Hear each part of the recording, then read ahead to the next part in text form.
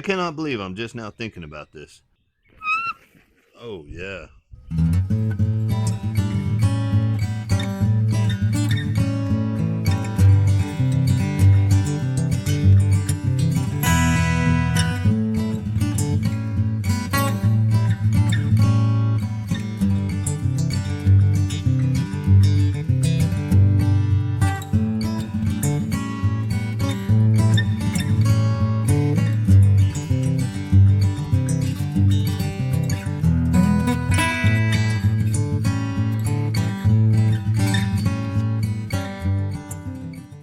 I've owned this Tahoe for 8, 9 years now and had this problem ever since.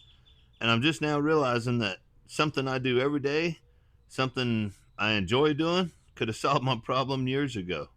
Let me show you what I got going on. So I've been driving SUVs well over 20 years now.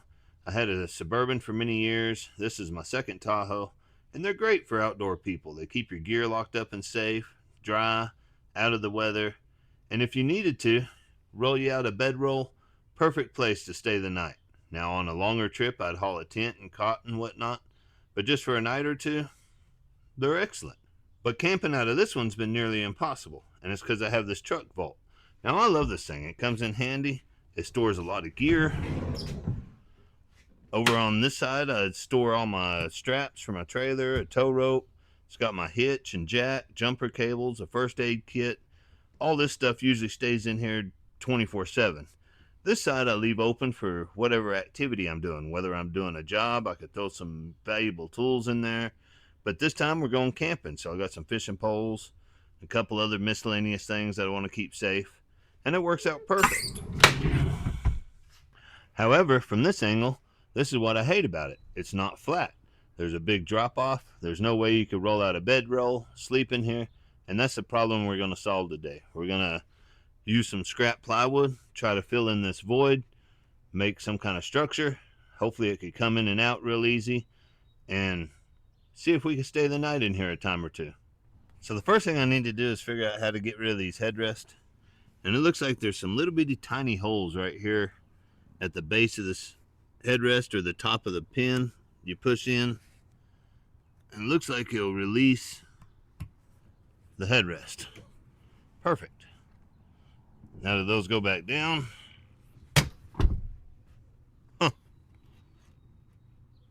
that may work. We'll see. Obviously, now that those are out of the way, we need to take some measurements. I think I'm going to have to taper the bottom of this structure, because over here I have 7 7/8, and then back here I have 8 5/8, nearly 8 3/4. So I'm going to have to taper it a little bit. We also have this lip to build around here. And then as far as length, I think I'm going to try to match the truck vault and come all the way to right about where the door is. We're going to have to shut the door and see if that'll work. But right now, that's the plan. So this is the plan I came up with. So we're going to go 59.5 wide by 28. I wanted 28 3/4, but I have a piece of plywood that's this exact measurement. So that's what we're going to use. Looking at the side, this is a 28-inch side. From this point here, from top to bottom, 7 7/8. And then at this point, it's 8 5/8 from here and here. We need to do a little notch right here. It's going to be 3/8 high by 10 inches long. And then the front will look something like this. This is a 59.5-inch piece of plywood. We'll come in a couple inches from each end, put one of our uprights, and then we'll have two more we'll just space out in the middle. Down here on the bottom, we'll probably use some poplar to just kind of add some structure. Probably do that in the front. And then also same said here in the back, we'll probably do another one that runs across the back like so, just to tie it all together. If we have to, if it seems a little flimsy, we might add some little corner braces here and there just to stiffen it up a little bit. So I was actually planning on getting some particle board for this, some 5/8 particle board, just because it's cheap. But it turns out I have just enough plywood as long as I measure twice and cut once. This is our top piece I was talking about. I got this other piece of plywood, and I think I got a piece of scrap plywood down there. So really all I need to do, since this is the right size, is lay out my little uprights, cut them out, and we'll be good to go.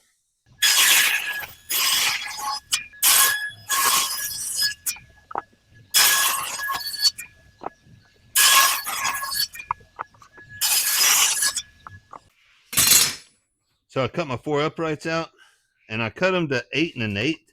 That way, with the 1/2 inch top, it'll make my 8 5/8 at this point. And then I just need to draw my line to taper it and put my notch in here. So our notch is going to be right at 10 inches by 3/8.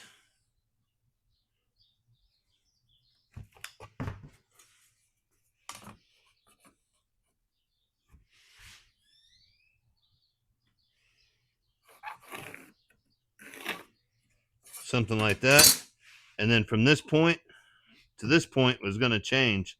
We needed 7 7/8, but minus a 1/2 inch. So that'd be 7 3/8. So we'll lay that out.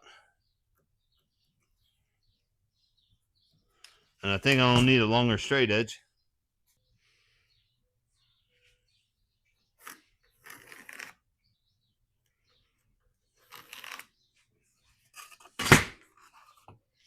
So something like that's what we're looking for. This is our notch. We'll cut it out. And then this is our little bevel cut to make up for it being out of level. I think I'll cut the notch, or at least cut this line on the table saw. Finish it off with the jigsaw. And then this side I'll cut with the jigsaw and finish it up with the edge sander.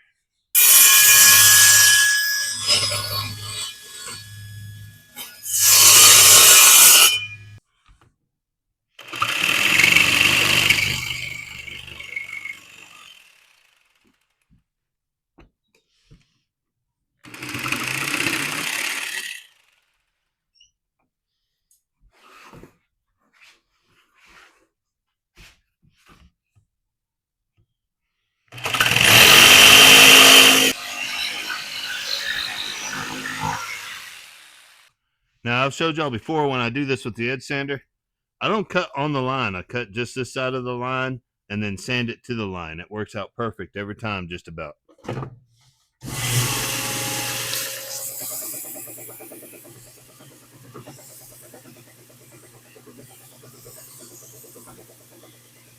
So I cut me a piece of 3-inch plywood, and I think what I'll end up doing is using some of this for structure. For now, I just need a template, and I think what we're going to do is we'll put one here. So I want to notch it just like so, and then we'll put one here, and this should be plenty strong enough. Some good glue and staples. This should hold up just fine. So let me notch those out, and then we'll have a pattern for these other 3. Got my little notches cut. Now I just need 3 more of these. I'm going to use this one as a pattern. We'll knock this out.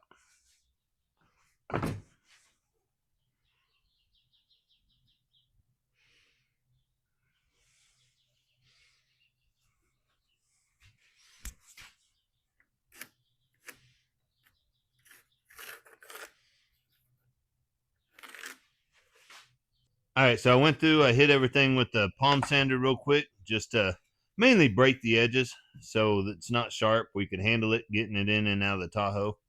And then if you remember, we made our top 28 inches, and I made my uprights 26 inches. That gives us just a little bit of clearance, getting it in and out, a little bit of extra room.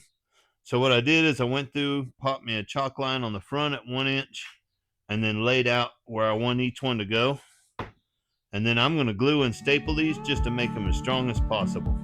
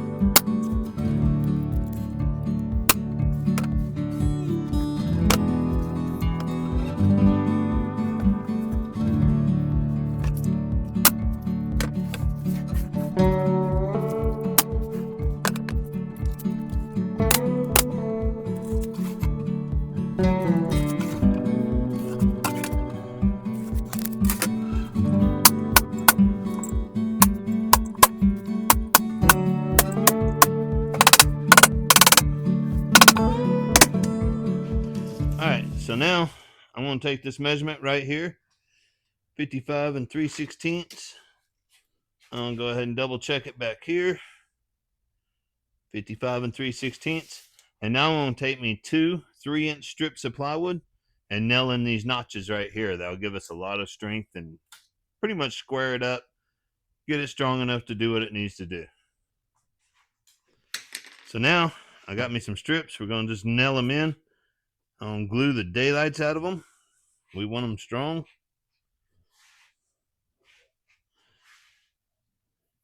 And I'm not too worried about making sure these are perfectly vertical square, because once we measure everything out and pull it to where it needs to be, it should square up pretty decent.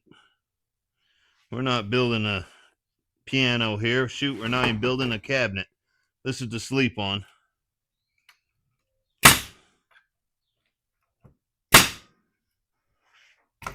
So what I'll do is I'll measure from here to here, 18 3/8. Mark my measurement. And as long as I pull everything to line up, it should be pretty dead gun square.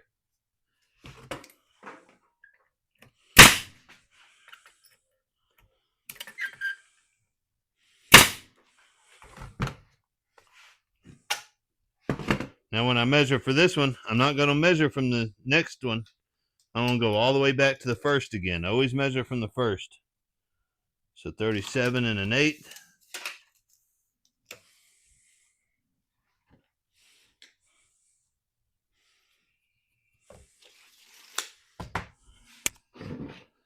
Line it up.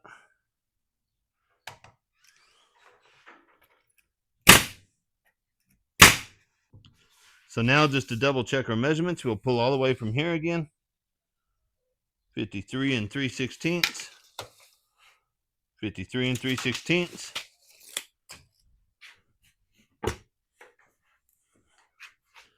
Pull that over.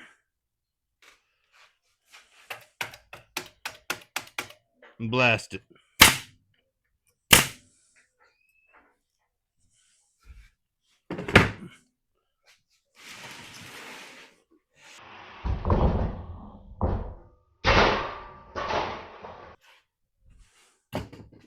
So don't think just because you measured the front that the back's good. Make sure you go through the same procedure and measure out the back the same way, and you'll have a fairly square box. And this is exactly how we build cabinets. I think I've showed you before how we do it. So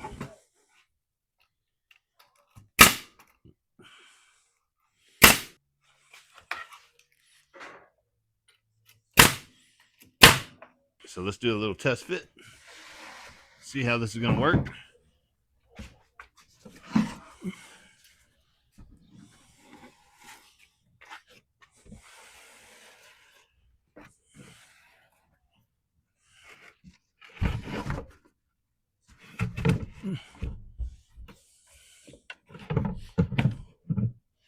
Uh-oh. Well, looks like we ran into a little snag. All right, so it turns out these corners, I didn't catch this or hitting the fender well. And it looks like I need to just bob the corners off. Something about like that. And then I'll have to replace this structure. From here to here, I may come in. This could stay.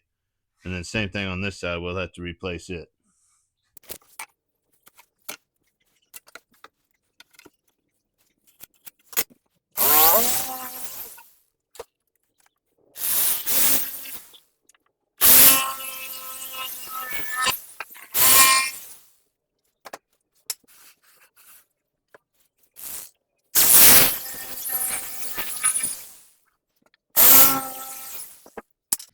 So I have some of this 3-inch strip left. I think I'll just nail some in vertically, just like this, from here to here, and another piece over here. So what I think I'm going to do is take this measurement here, about 4 1/4, 4 3/8. Mark it over here, and then we'll just nail this piece in just like that. Shouldn't make any difference.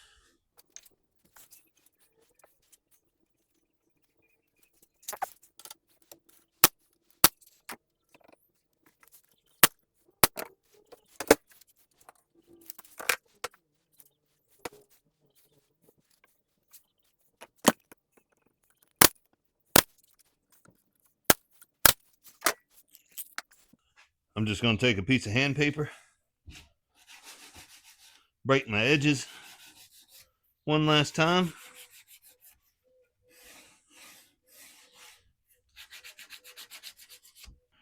Here we go on take 2.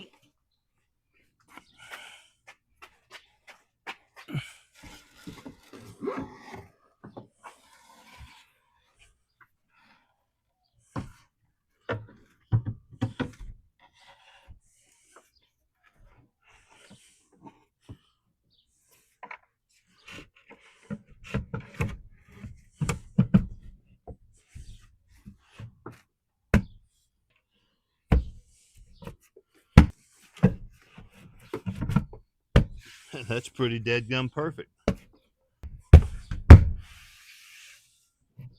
That's pretty good. There's a little bit of a lip, maybe a 1/4 inch, but carpet will make that up someday. I don't have any carpet for it right now. We'll just have to try it out. If we enjoy it, we'll dress it up a little bit. A few openings to store some gear would be awesome here. But again, we're not going to worry about it for this trip. Let's put some bedding in here, see what it looks like.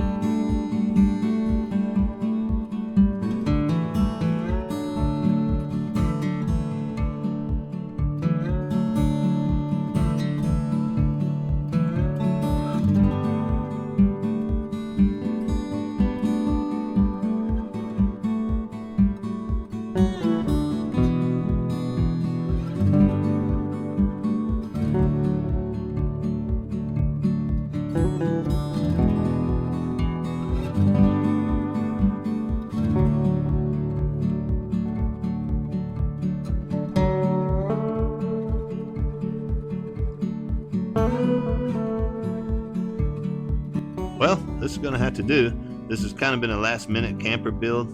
So we have a cabin rented for 4 of the nights that we're going to be gone, but we decided to take the long way there, long way home, and we needed somewhere to stay on those extra nights. This is a lot better than hauling a tent and cot and all that stuff that goes along with it. Plus, hopefully it's a little bit lighter. Tell me in the comments below what you camp out of. In the meantime, I appreciate all your comments, your likes, your subscriptions. Keep watching. We'll catch you next time.